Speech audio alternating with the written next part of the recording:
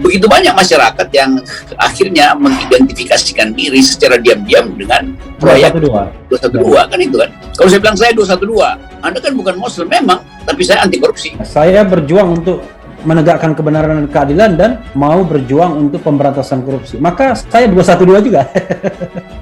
Ratusan warga melaporkan investasi bodong 212 Mart ke Polresta Samarinda, Kalimantan Timur.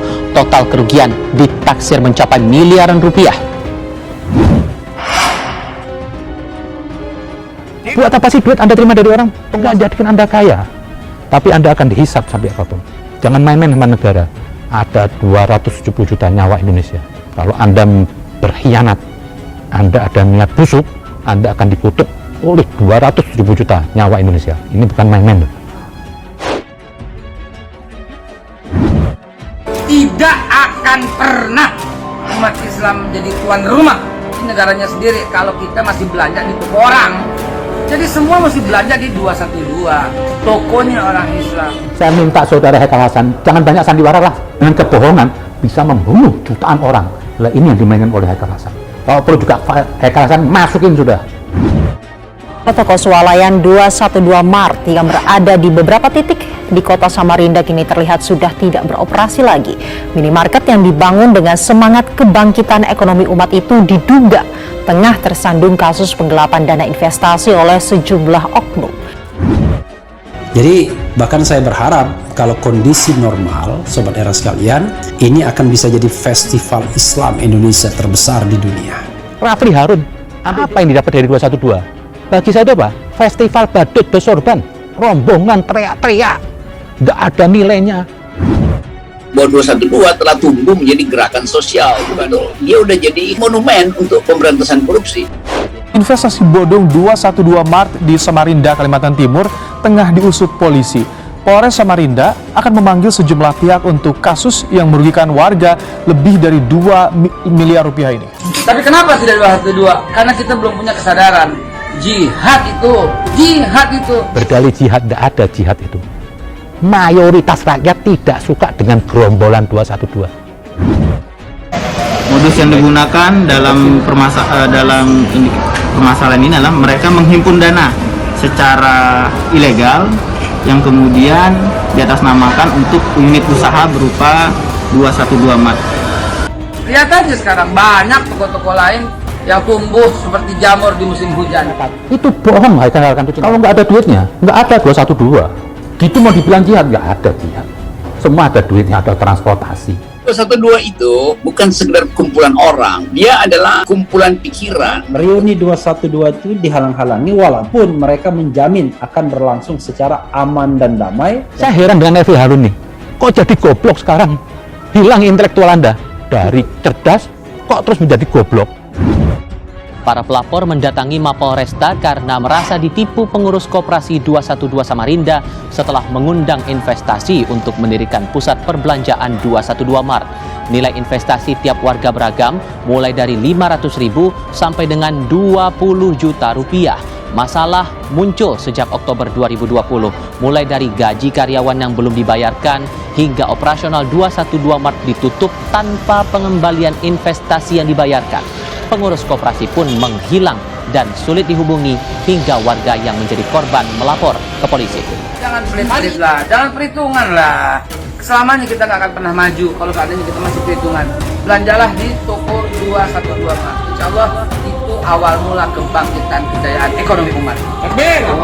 Ini murid-murid begini ini bahaya. Anda munafik, Haikal Hasan. Saya jujur aja nih hari. Anda bohong, orang itu bisa dilihat dari awalnya.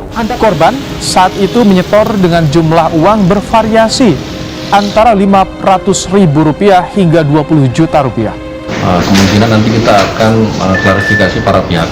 Kita akan pelajari dulu investasi ini seperti apa, karena ada yayasannya juga. Itu kita perlu pelajari dulu nanti. Bayangkan, jadi orang susah-susah mendatangkan turis misalnya, jangan-jangan kegiatan ini justru nanti bisa diandalkan untuk wadah turis. Karena itu 212 itu nggak mungkin lagi sekedar dilihat sebagai kumpulan 2-3 orang. 212 ini kendaraan politik bertopeng agama. Di balik itu ada kejahatan, cuma bertopeng agama 212. Dugaan penggelapan dana investasi oleh sejumlah oknum pengurus 212 Mart Samarinda telah menimbulkan kerugian hingga 2 miliar rupiah dan kini sudah ditangani polisi. Ada the biggest Islamic festival in the world, ya kan? Bersaing dengan di Padang Arafah. Kalau Padang Arafah 3 jutaan umat manusia, di Padang Monas bisa lebih dari 3 jutaan misalnya. Jangan sampai lagi, jangan biarkan 212 ini berkembang. Karena Pak, itu bisa menjadi benih-benih yang merusak sendi-sendi Pancasila. Kalau saya bilang saya 212, Anda kan bukan Muslim memang, tapi saya anti korupsi. Ya, saya berjuang untuk menegakkan kebenaran dan keadilan dan mau berjuang untuk pemberantasan korupsi. Maka saya 212 juga. Setelah menerima laporan korban penipuan investasi 212 Mart pada Jumat lalu, polisi mulai menjadwalkan pemeriksaan sejumlah pihak. Nggak usah orang pinter-pinter lah, 21 itu gerakan yang tidak menambah manfaat buat negara. Karena jujur aja, di kelompok 212 itu pemerannya juga ada yang bau-bau radikal. Assalamualaikum warahmatullahi wabarakatuh, teman-teman sekalian. Saya berada di 212 Mart. Nggak usah mikir lagi ya.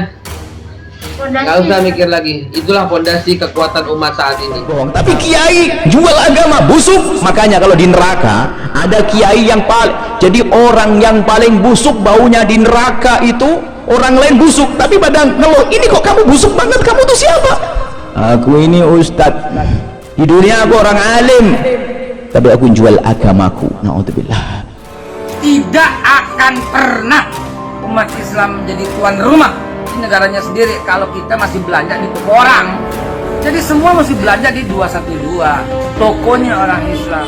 Kalau jadi ustadz nggak bener tadi menjual agama Allah Subhanahu Wa Taala. Nggak ada yang orang goblok yang nggak ngerti agama nggak bisa jual agama. Paling kelasnya bohong saja, dokter bohong, pejabat bohong. Kalau saya bilang saya 212, Anda kan bukan Muslim memang, tapi saya anti korupsi. Ya, saya berjuang untuk menegakkan kebenaran dan keadilan dan mau berjuang untuk pemberantasan korupsi. Maka saya 212 juga. Investasi bodong 212 Mart di Samarinda, Kalimantan Timur tengah diusut polisi. Polres Samarinda akan memanggil sejumlah pihak untuk kasus yang merugikan warga lebih dari 2 miliar rupiah ini. Bohongi umat. Namun ini lebih parah lagi untuk pribadi. Uang untuk kepentingan umum saja nggak boleh kok jual agama. Orang khianat dengan agamanya hanya kepentingan dunia. Jangan pelit-pelit lah, jangan perhitungan lah. Selamanya kita nggak akan pernah maju kalau seandainya kita masih perhitungan. Belanjalah di toko 212 Mart. Insya Allah itu awal mula kebangkitan kejayaan ekonomi umat.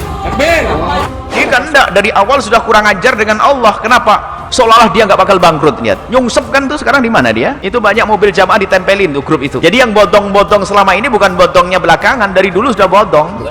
Kalau saya bilang saya 212, Anda kan bukan Muslim memang, tapi saya anti korupsi. Ya, saya berjuang untuk menegakkan kebenaran dan keadilan dan mau berjuang untuk pemberantasan korupsi. Maka saya 212 juga.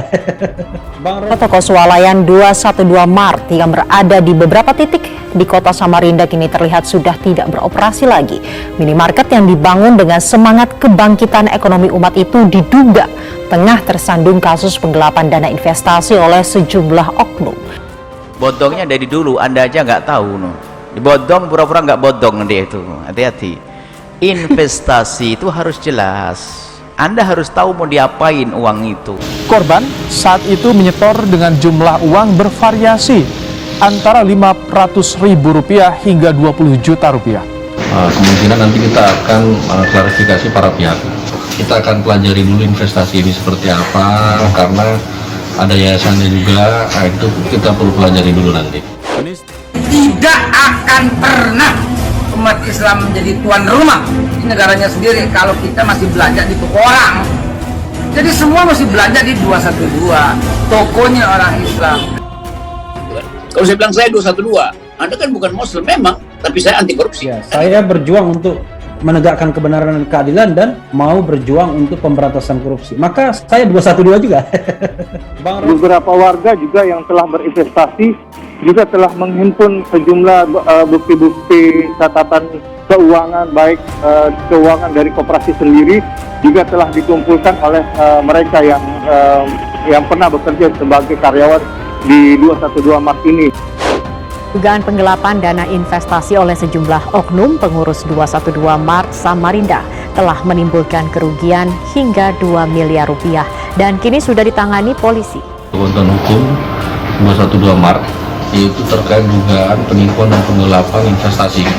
Nah, sampai saat ini masih kita pelajari untuk laporan tersebut. Berarti bohong dia. Yang namanya investasi harus benar-benar untung. Untung ditanggung, didapat dibagi bersama, rugi dibagi bersama. Dari awal sudah pasti saya kembalikan. Anda 1 juta per bulan, saya kasih 100.000. Wah, kok dahului Allah kok kayak pasti untung. Nyungsep lah orang itu. Tidak akan pernah umat Islam menjadi tuan rumah di negaranya sendiri kalau kita masih belanja di toko orang. Jadi semua masih belanja di 212, tokonya orang Islam. Bullshit lah, saya tahu kekalahan ini. Hati Anda itu bengkok dengan Kalau Anda berpikir, yang punya produk siapa, Dede juga. Jangan dulu.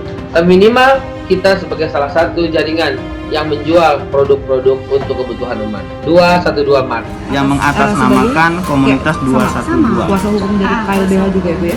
Modus yang digunakan dalam permasalahan ini adalah mereka menghimpun dana secara ilegal yang kemudian diatasnamakan untuk unit usaha berupa 212 Mart. Tetapi dalam perjalanannya unit usaha ini tidak berjalan. Dan menggiurkan. Kalau menggiurkan itu sangat terlalu gampang bohongnya itu. Ya, keuntungan begini. Wah, langsung kamu dapat begini. Dihitung nanti, dikalkulasi. Nanti kalau sampai 2 tahun kamu sudah dapat begini. Khayalnya sudah punya istana. Nyungsep setelah itu. Baik ya.